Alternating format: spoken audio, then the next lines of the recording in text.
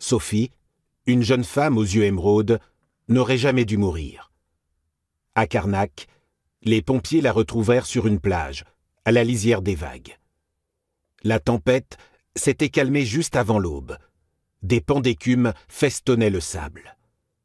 Le jour se levait, frais et triste. Une pluie fine tombait comme des larmes.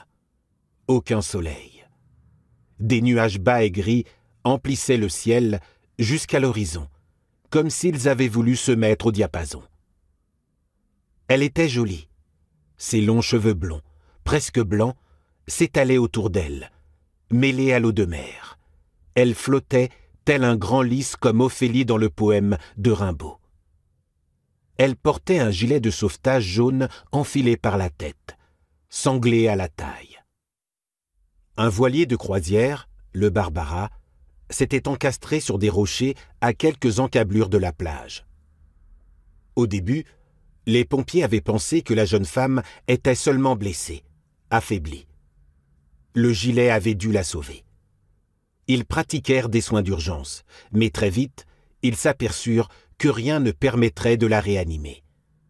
Morte de froid, d'épuisement, noyée? Les pompiers l'avaient identifiée grâce au papier qu'elle portait sur elle.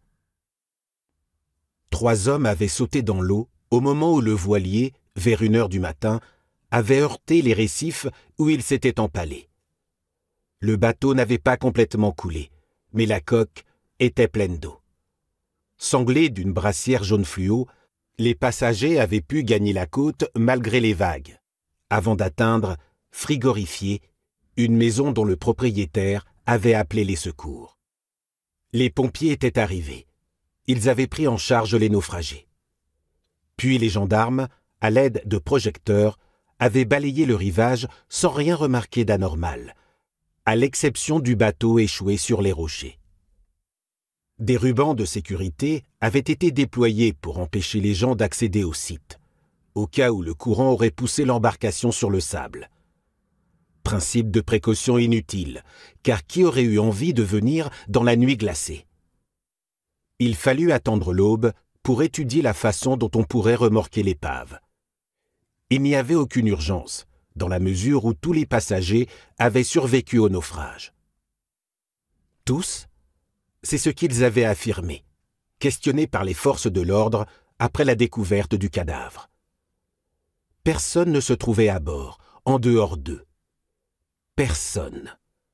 Ils l'avaient répété l'un après l'autre, inlassablement. Pour eux, la femme retrouvée sur la plage était une inconnue.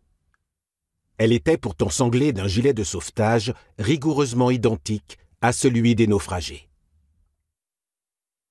21 septembre 2024. Dans sa chambre d'hôtel donnant sur la grande plage de Carnac, Baptiste contemplait la mer, dans la lumière d'une fin d'été.